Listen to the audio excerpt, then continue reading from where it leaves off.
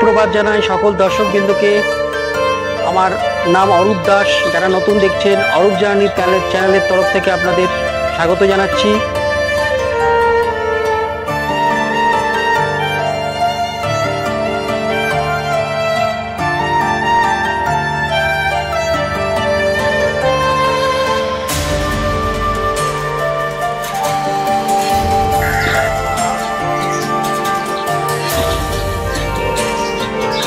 দেখছেন স্বামী বিবেকানন্দের একটি স্মৃতি মূর্তি, আবক্ষ মূর্তি প্রতিষ্ঠিত হয়েছে, আর চারপাশে সুন্দর বাগান। পরিচয় নেই, আমি ওই স্বামী সমানন্দ মহারাজেরই দীক্ষা নিয়েছি, ওনার কাছে সন্ন্যাস নিয়েছি।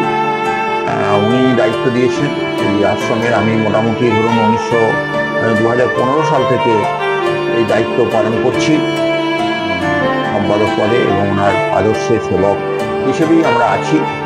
এবং ওনার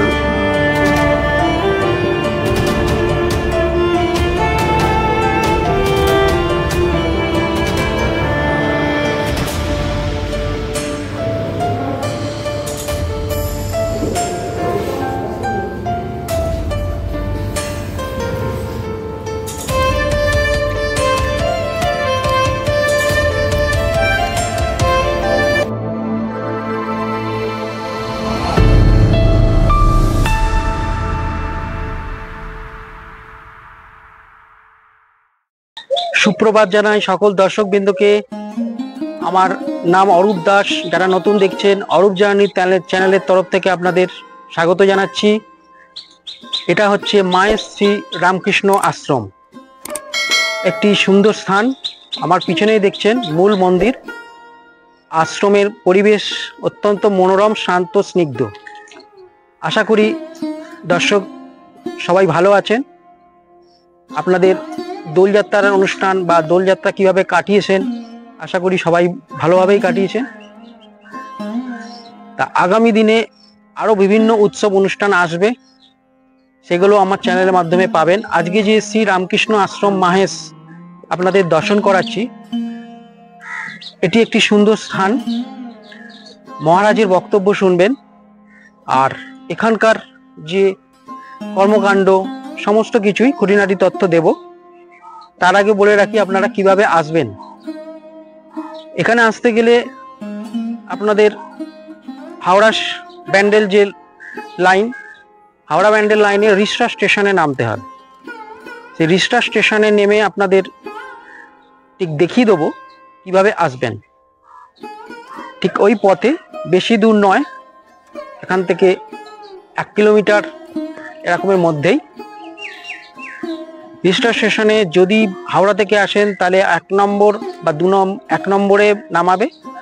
1 নম্বরে নামিয়ে আপনাদের আসতে হবে না, সরি, 1 নম্বরে নামাবেন, আপনাদের 3 নম্বরে নামাবে। 3 নম্বরে নামালে আপনাদের ফুটব্রিজ দিয়ে চলে আসবেন 1 নম্বরের দিকে। মানে 1 নম্বর টোপকে একটা ফুটব্রিজ রাস্তায় বেরোচ্ছে, আপনাদের দেখিয়ে দেবো।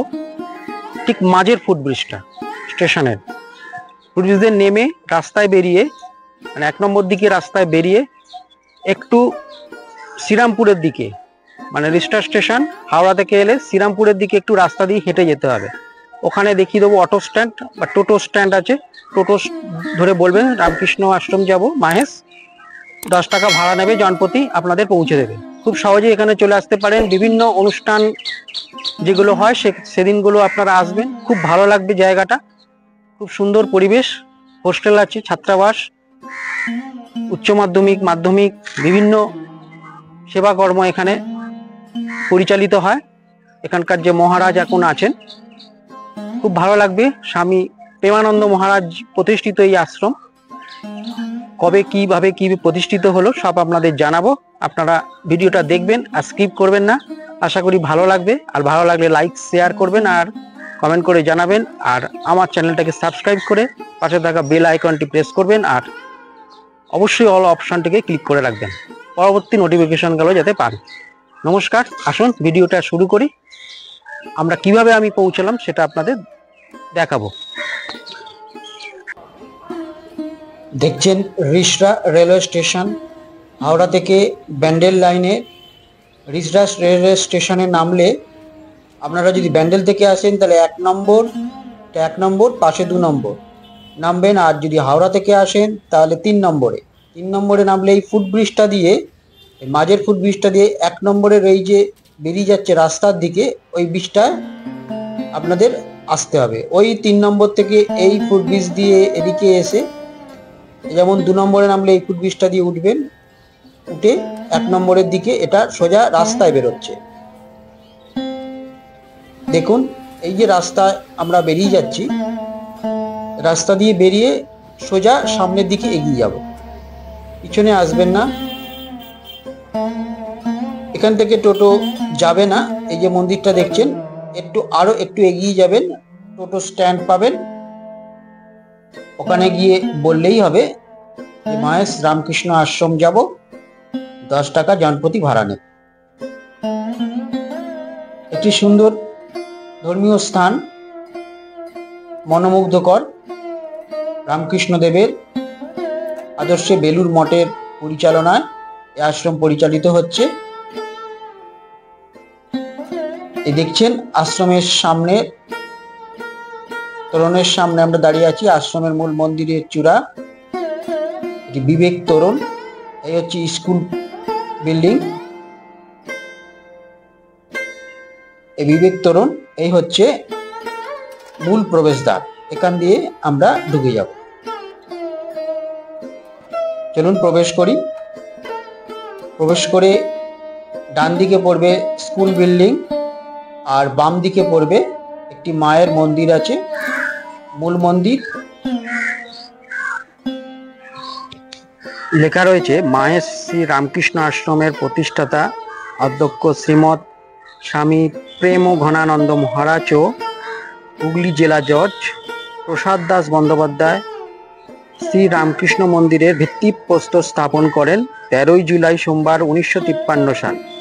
মন্দিরের নির্মাণ কাজ আরম্ভ হয় শ্রী শ্রী সারদা মায়ের জন্মতিথি 29 ডিসেম্বর বুধবার 1999 সাল।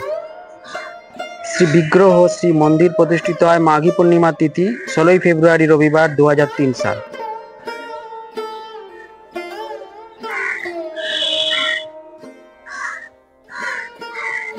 মন্দিরের স্থাপত্য দেখছেন, স্থাপত্য কিন্তু সত্যিই অসাধারণ। এখানে বিভিন্ন মূর্তি রয়েছে, গণেশ মূর্তি, সরস্বতী, গঙ্গা মূর্তি রয়েছে। একপাশে গণেশ, একটা গঙ্গা মূর্তি, এদিকে হংস।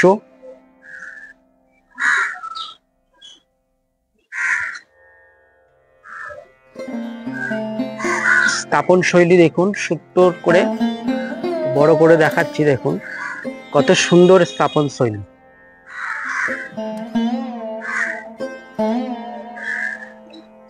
ওপরের চূড়াটি সত্যি অপূর্ব।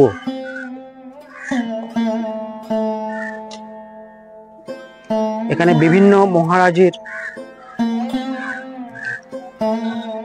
নাম উল্লেখ রয়েছে, যাদের দান এই মন্দিরের পুণ্য কর্মের সেবায় নিয়োজিত হয়েছে।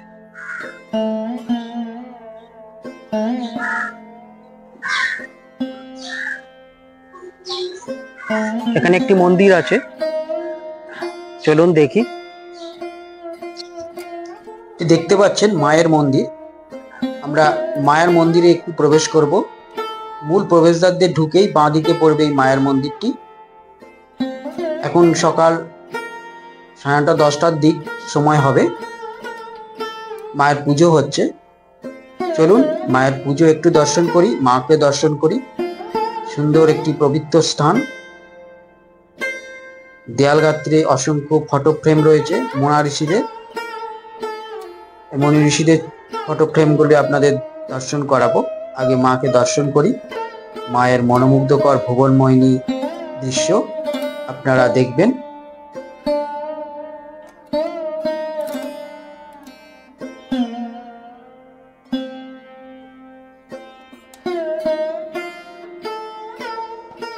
সত্যি দেখে মন ভরে গেল।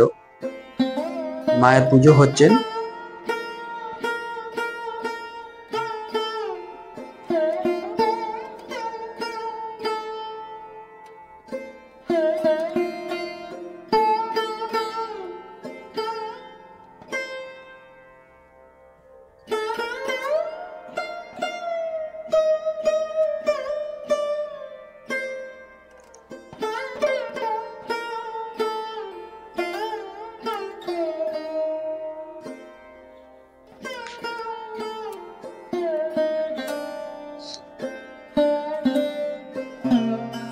আশ্রমটি অনেক প্রাচীন এবং এই আশ্রমের দায়িত্বভার যিনি নিয়েছিলেন প্রথম প্রেম ও ঘনানন্দ মহারাজ, তার একটি স্মৃতি মন্দিরও দর্শন করাবো, যিনি এই আশ্রমের প্রতিষ্ঠাতা। মহারাজের মুখ থেকেই শুনবেন এই আশ্রমের কিছু কাহিনী। আপনারা থাকুন এবং সম্পূর্ণ ভিডিওটি দেখুন, আশা করি ভালো লাগবে।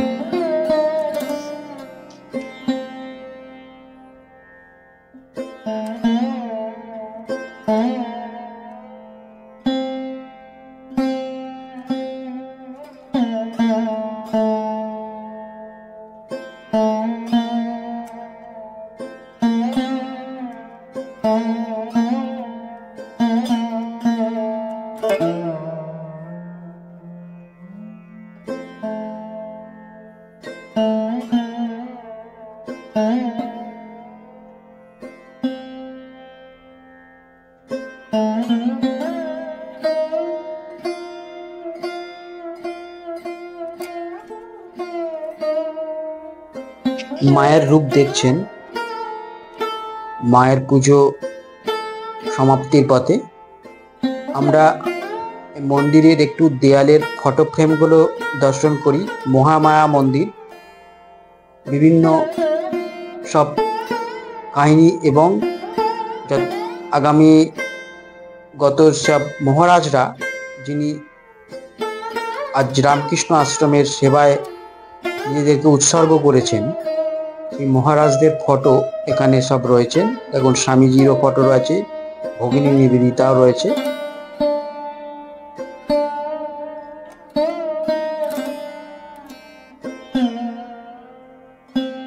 এবার আসুন আশ্রম চত্বরটি একটু দর্শন করি। সুন্দর পরিপাটি সাজানো, প্রচুর বৃক্ষ রোপণ করা রয়েছে এবং স্কুল বিল্ডিং রয়েছে। এটি উচ্চ মাধ্যমিক বিল্ডিং, সামনে একটু বাগান রয়েছে আর গাছগাছালিতে ভরা।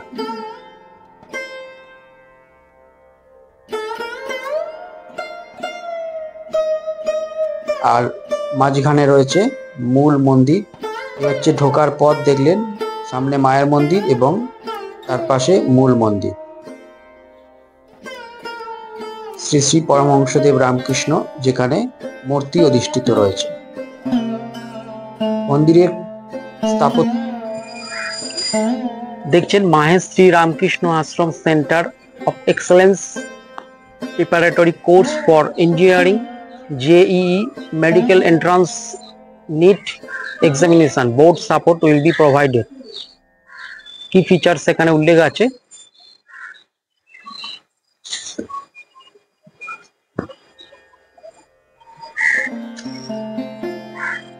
লেখা রয়েছে ছোটদের বেড়ে ওঠার উপযুক্ত ব্যবস্থাপনা, রামকৃষ্ণ মিশন তথা সেরা বিদ্যালয়। প্রথম ও পঞ্চম শ্রেণীতে ভর্তির জন্য আবাসিক অনাবাসিক আংশিক সময়ের ইংরাজি অথবা বাংলা মাধ্যম। এটি একটি শিবানন্দ সেবা কেন্দ্র, হোমিওপ্যাথিক চ্যারিটেবল ডিসপেন্সারি। ফিজিশিয়ান আছে ডক্টর রজত মোহন রয় আর রয়েছে ডক্টর শিবপ্রাদ দে।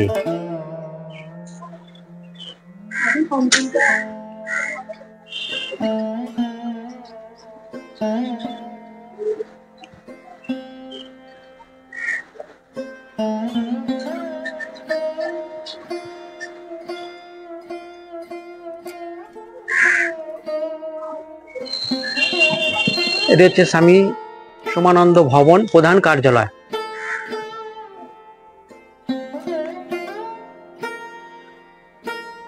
এটা একটু বন্ধ আছে, এখন ঢোকা যাবে না।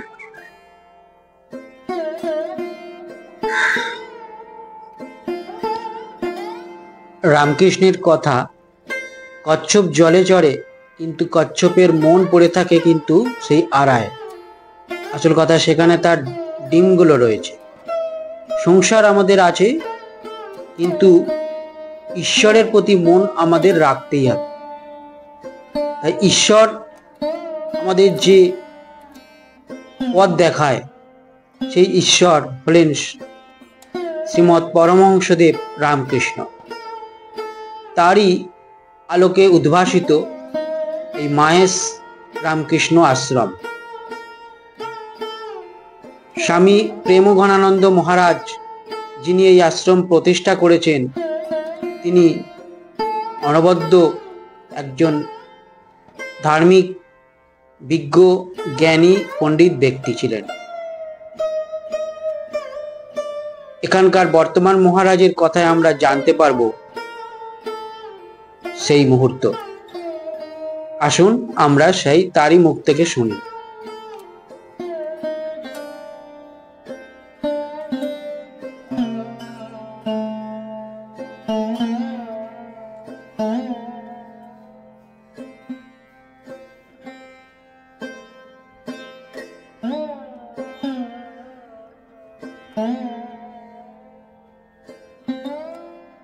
আচ্ছা, নমস্কার মহারাজ। নমস্কার।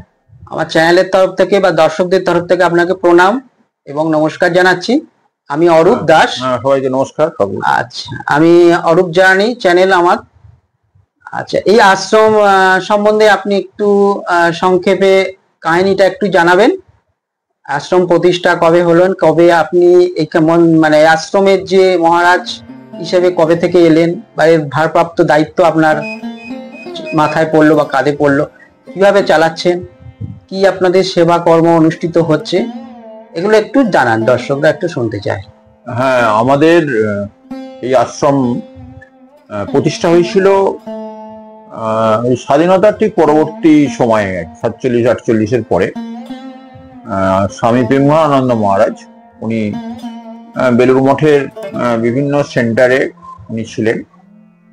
উনি দ্বিতীয় প্রেসিডেন্ট মহাপুরুষ মহারাজ স্বামী শিবানন্দজির শিষ্য এবং সন্ন্যাস শিষ্যও ছিলেন।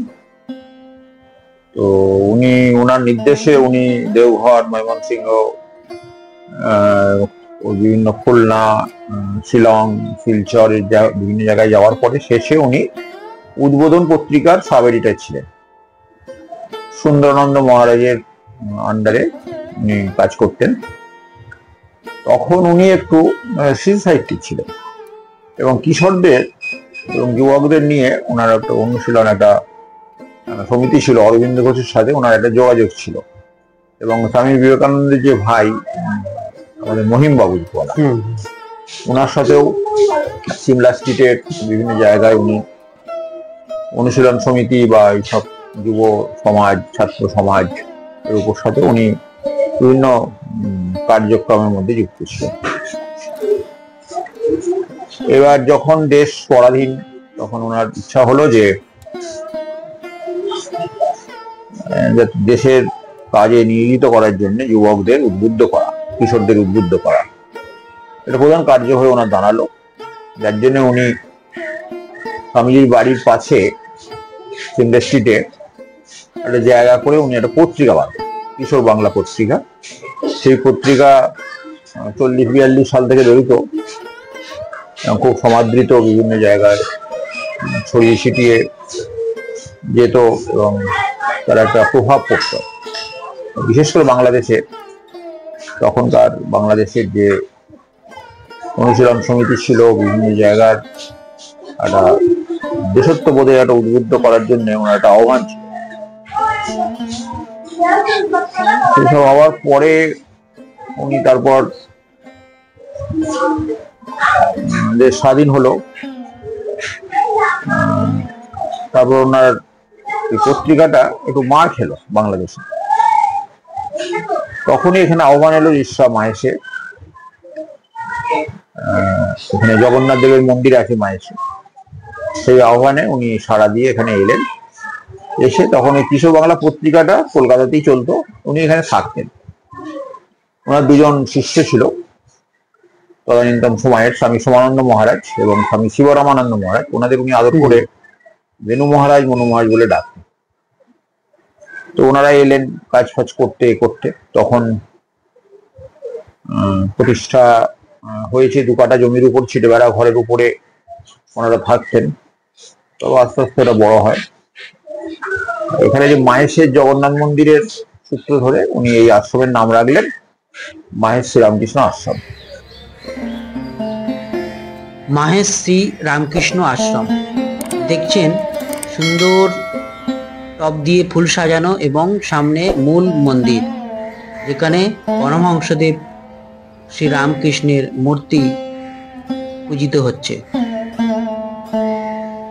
আমরা জানবো এই আশ্রমকে কেন্দ্র করে যে ছাত্রাবাস এবং স্কুল গঠিত হয়েছে, মাধ্যমিক উচ্চ মাধ্যমিক, সেখানকার কি পঠন পাঠন, তাদের কি নিয়মাবলী বা কিভাবে তাদের কাজকর্ম চলছে এই আশ্রমে, এদের কতটা সুনাম, সেও আমরা মহারাজের মুখ থেকে শুনব।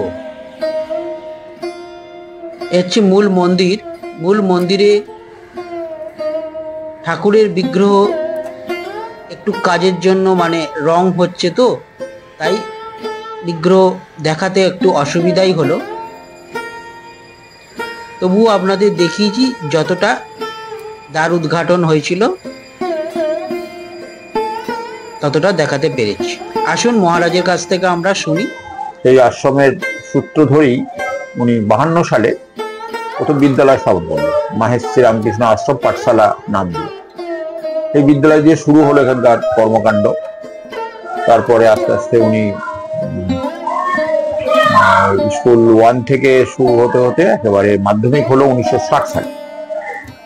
প্রথমে খুব কয়েকজন মাধ্যমিক দিয়েছিল, 8 জন ছেলে প্রথম শুরু। তারপর আস্তে আস্তে এই আশ্রমের সুনাম অক্ষুণ্ণ রেখে আমাদের এখন প্রতি বছরই প্রায় র্যাঙ্ক করে মাধ্যমিক উচ্চ মাধ্যমিকে। উচ্চ মাধ্যমিকে 1 থেকে 10-এর মধ্যে 2-1 হয় প্রায় প্রত্যেক বছর। আর মাধ্যমিকেও 1 বছর অন্তর অন্তর প্রায় প্রতি বছরই র্যাঙ্ক হয়। স্কুলে খুব সুনাম, হুগলি জেলা শুধু নয়, রামকৃষ্ণ মঠ মিশনের অনেক সেন্টারে আমাদের এই আশ্রমের একটা সুনাম আছে। নরেন্দ্রপুর, পুরুলিয়া, রহরাতে, বেলুড়ে, বিদ্যা মন্দিরে সুনাম আছে। এখানকার ছেলেরা ভালো কৃতিত্বের সাথে তারা ওখানে অধ্যয়ন করে এবং জীবনে প্রতিষ্ঠিত হয়, এবং আমাদের ছেলেরা দেশ বিদেশে বিভিন্ন জায়গায় ছড়িয়ে আছে, মানে আমেরিকা, ইউরোপ, অস্ট্রেলিয়া, রাশিয়া, চীন, বিভিন্ন জায়গাতে আমাদের ছেলেরা আছে। এবং সরকারি এবং বেসরকারি বিভিন্ন পদে ওনারা অধিষ্ঠিত এবং খুব সম্মানের সাথে কাজ করে যাচ্ছে, এবং দেশের সাজে, দেশের কাজে, দেশের মানে সেবায় তারা নিযুক্ত আছে। আর আমাদের এখানে 2003 সালে এই শ্রীরামকৃষ্ণ দেবের মন্দির প্রতিষ্ঠা করেছিলেন আমাদের বেলুড় মঠের প্রসিদ্ধ পণ্ডিত মহারাজ বলে খ্যাত দণ্ডীস্বামী দামোদর আশ্রম মহারাজ। উনি প্রতিষ্ঠা করেছিলেন। উনি আদ্যাপীঠে থাকতেন। এবার সেখান থেকেই উনি প্রতিষ্ঠা করে তারপর এই মন্দির প্রতি পুজো টুজো হয়। কালী মন্দির পাশে আছে। আমাদের এখানে 7-8 জন সাধু মহারাজ থাকেন। আর শোভানন্দ মহারাজ 1918 সালে ওনার শরীর যায়। ওনার যে গুরু ভাই স্বামী শিবরামানন্দ মনু মহারাজ, ওনারও 21 সালে শরীর চলে যায় কোভিডের সময়। তারপর আমরাই আছি কয়েকজন সাধু মহারাজ প্লাস মাস্টারমশাই ভক্তদের নিয়ে। স্কুল আজকে সুনামের সাথে চলছে। আমাদের হাই স্কুল 2খানা আছে, একটা মাধ্যমিক, একটা উচ্চ মাধ্যমিক। এই দুটো স্কুলের নিয়োগ আমরা এসএসসি থেকে করি না, বেলুড় মঠের নিয়ম অনুযায়ী আমরা নিজেরা নিয়োগ করি, টিচার্স নিয়োগ। এবং সেই টিচারের মাধ্যমে আমরা এই পড়াশোনা বজায় রেখেছি, অক্ষুণ্ণ রেখেছি। ঠাকুর স্বামীজির ভাবধারা এবং প্রাচীন গুরুকুল প্রথার নিয়ম অনুযায়ী আমাদের এই প্রতিষ্ঠান চলছে, এগিয়ে যাচ্ছে সুনামের সাথে। ঠাকুর বা স্বামীজির আশীর্বাদে তাদের এতে আমরা প্রার্থনা করি যে ঠাকুর তাদের কাছে সেই স্কুল এবং এই আশ্রম যাতে ভবিষ্যতে একটা দিশা হোক বাংলা তথা ভারতবর্ষে, এবং ছেলেরা যেন সুপ্রতিষ্ঠিত হয়ে দেশের এবং দশের কাজে যেন নিয়োজিত হয়। এটাই আমাদের প্রার্থনা, এটাই আমাদের আকাঙ্ক্ষা। প্রেমানন্দ মহারাজ অনেক পরিশ্রম করে, কষ্ট করে, অনাহারে, না খেয়ে না দিয়ে উনি এই প্রতিষ্ঠা গড়ে তুলেছিলেন। এবং ওনার অনাহারে শরীর চলে যায় যখন বয়স ওনার মাত্র 54 বছর বয়সে, 56 সালে ওনার শরীর যায়। এবং কষ্টে বিভিন্ন রকম পরিস্থিতিতে উনি আর বেশি দিন বেঁচে থাকতে পারেননি ধরাধামে, কিন্তু ওনার আদর্শ ভাব আমরা নিয়ে কাজ করছি, এগিয়ে চলেছি আমরা, যাতে ওনার আদর্শ ভাব নিয়ে ঠাকুর মা স্বামীজির আশীর্বাদে তাদের আদর্শকে বজায় রেখে আমরা যেন এগিয়ে নিয়ে চলতে পারি। এটাই আমাদের প্রার্থনা ঠাকুর মা স্বামীজির কাছে। নমস্কার। শুনলাম স্বামী প্রেমঘনানন্দ মহারাজের সেই প্রচেষ্টা, ঐকান্তিক ভালোবাসা এই আশ্রমের প্রতি, তারই আদর্শকে নিয়ে আজ বর্তমান মহারাজ এই আশ্রমকে এগিয়ে নিয়ে চলেছেন। পরবর্তীকালে আবার সেই আদর্শ বজায় থাকবে, আবার উত্তরসূরি কোনো মহারাজের কর্মপ্রচেষ্টার দ্বারা। আসলে এমন একজন সাধক বা সেবাহিত থেকে আজকে পরমহংসদেব হলেন শ্রীরামকৃষ্ণ, যার আদর্শ আমরা কখনোই জীবনে ভুলতে পারবো না। আদি অনন্তকাল ধরে তার এই আদর্শ যেমন স্বামী বিবেকানন্দ নিয়ে চলেছেন, এবং তার পরবর্তী উত্তরসূরি প্রচুর অনেক যে মহারাজ এসেছেন, তারাও সেই আদর্শকে বহন করেছেন। আগামী দিনেও সেই আদর্শ বহন হয়ে থাকবে।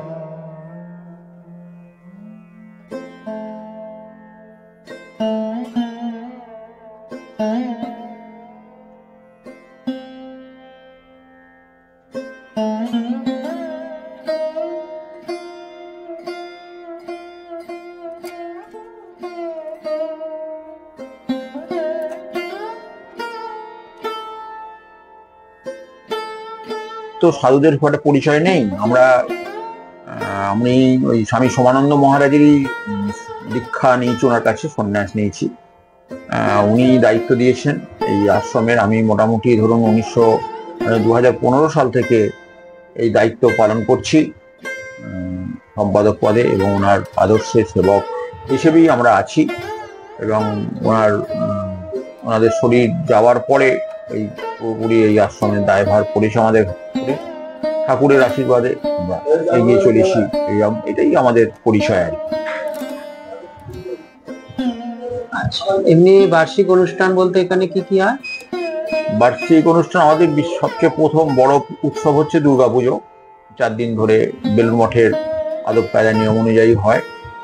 এবং এছাড়াও ঠাকুরমা স্বামীজির জন্মতিথি পালন হয়। প্রতিষ্ঠাতা মহারাজ স্বামী প্রেমঘনানন্দ মহারাজের জন্মতিথি হয়। ওনার জন্মতিথির দিনে সাধু ভান্ডারা হয়। সাধুরা বিভিন্ন আশ্রম মঠ থেকে আছেন, তারা এখানে এসে ভান্ডারায় অংশগ্রহণ করেন, ধর্মসভা হয়। এছাড়া আমাদের বিভিন্ন রকম অনুষ্ঠান, যেমন 15ই আগস্ট, 26শে জানুয়ারি, 23শে জানুয়ারি, পয়লা বৈশাখ, এসব অনুষ্ঠান বাৎসরিক অনুষ্ঠান হয়। পুরস্কার বিতরণী উৎসব হয় আমাদের 4-5 দিন ধরে। প্রাক্তন ছাত্রদেরও অনুষ্ঠান এখানে হয়। বিভিন্ন শিল্পীরা আছেন এবং এখানে তারা পুনর্মিলন উৎসব করে। এইভাবে বিভিন্ন সারা বছরই উৎসব অনুষ্ঠান লেগে আছে। ফলহারিণী কালী পুজো হয় এবং দীপান্বিতা কালী পুজো হয়। সেখানে একটি মহারাজের মন্দির রয়েছে, ওনার একটু পরিচয়টা কি? মহারাজের মন্দির যেটা বললাম, যে আমাদের আশ্রম প্রতিষ্ঠাতা স্বামী প্রেমঘনানন্দ মহারাজ। আচ্ছা আচ্ছা আচ্ছা। উনারই মন্দির এটা, মানে ওনারই স্মৃতি মন্দির। ওনার স্মৃতি মন্দির। হ্যাঁ। আচ্ছা, অনেক অনেক ধন্যবাদ। নমস্কার। নমস্কার।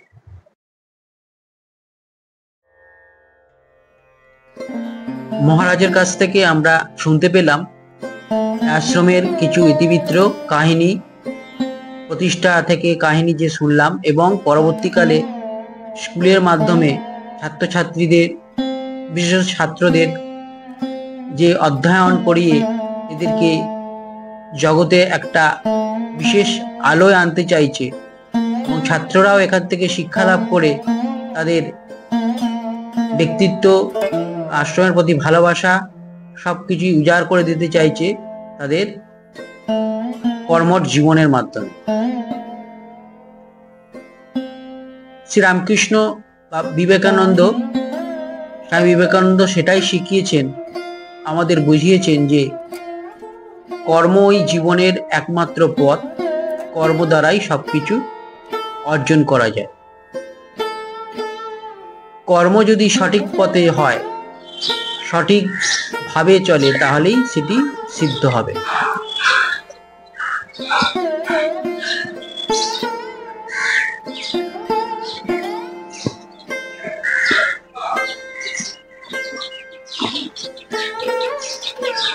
দেখছেন স্বামী বিবেকানন্দের একটি স্মৃতি মূর্তি, আবক্ষ মূর্তি প্রতিষ্ঠিত হয়েছে, আর চারপাশে সুন্দর বাগান, পিছনে একটি জলাশয়ও রয়েছে।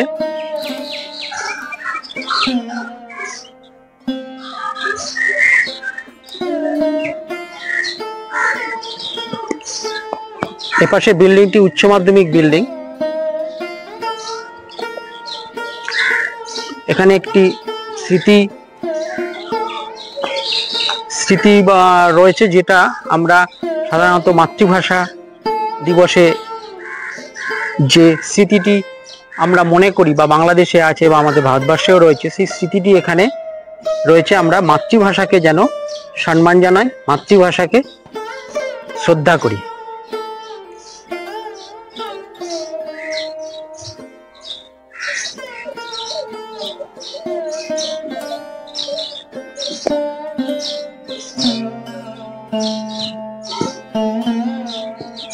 এপাশে রয়েছে একটি জলাশয়, দেখুন নিয়ে যাচ্ছি, সুন্দর একটি জলাশয়।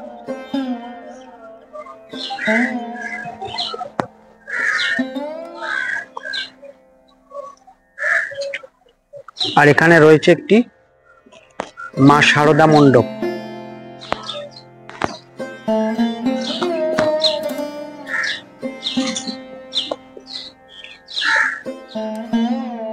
এখানে আশ্রমেরই বিভিন্ন অনুষ্ঠানাদি যেগুলো হয়, তার একটি অতিথি নিবাস এখানে রয়েছে। এখানে বিভিন্ন অনুষ্ঠানে ভোজন কক্ষ এটা বলা যায়, ভোজনও হয়। আর সামনে একটা খোলা মাঠ রয়েছে।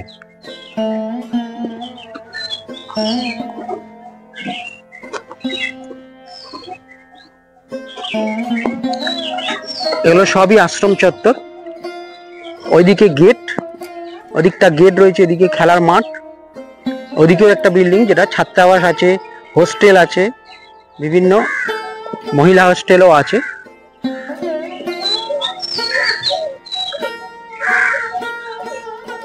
যেমন এখানে স্বামী বিবেকানন্দের কিছু বাণী লেখা আছে, চালাকির দ্বারা কোনো মহৎ কাজ হয় না।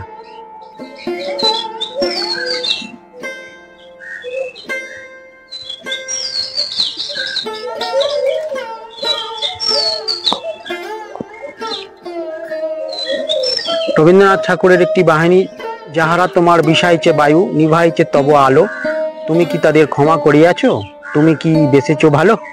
রবীন্দ্রনাথ ঠাকুর।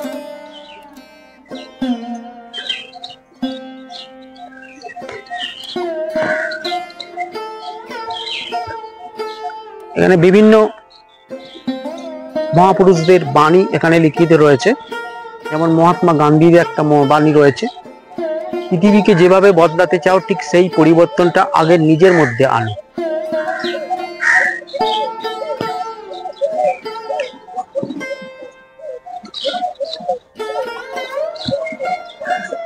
এখানে একটি মা শারদার বাণী, ভাঙতে পারে সবাই, গড়তে পারে কজনে, নিন্দা ঠাট্টা সবাই করতে পারে, কিন্তু কিভাবে ভালো করতে হবে তা বলতে পারে কজনে।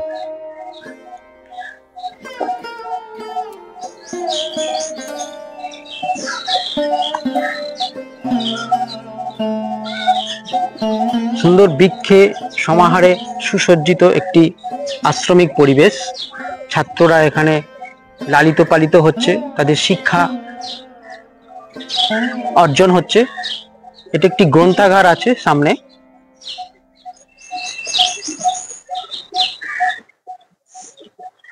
এখানে জলের কল আছে।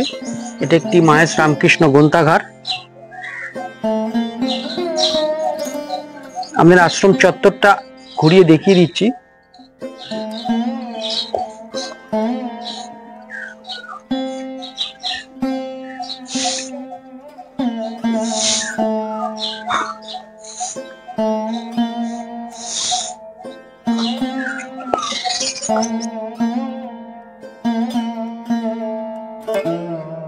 এবার আসুন, প্রসাদের সময় হয়ে গেছে। বেলা 11:30 থেকে প্রসাদ বিতরণ শুরু হয়। এটি হলো প্রসাদ কক্ষ, ভজন কক্ষ। ভজন কক্ষে ঠিক 11:30টায় আপনারা চলে আসবেন। কোনো প্রয়োজন নেই ফোন করে বলার, ঠিক সকালবেলা যদি আপনারা চলে আসেন, দেখুন দুপুরের প্রসাদের একটি কুপন, মায়ের শ্রীরামকৃষ্ণ আশ্রম, রিসরা, হুগলি। প্রসাদের মূল্য নির্দিষ্ট কিছু নেই, তবে আপনারা যেরকম ভাবে দেবেন আশ্রমে, আপনারা ডোনেশন বা মানুষের সাহায্যার্থেই তো আশ্রম অতিবাহিত হয়, সেইভাবেই আপনারা দেবেন। সকাল সকাল চলে এসে মহারাজের কাছে দেখা করে নেবেন এবং সারাদিনটা কাটিয়ে প্রসাদ গ্রহণ করে তারপর বাড়ি ফিরবেন। একটি সুন্দর মুহূর্ত উপভোগ করতে পারেন যদি এই আশ্রমে আসেন, মন ভরে যাবে।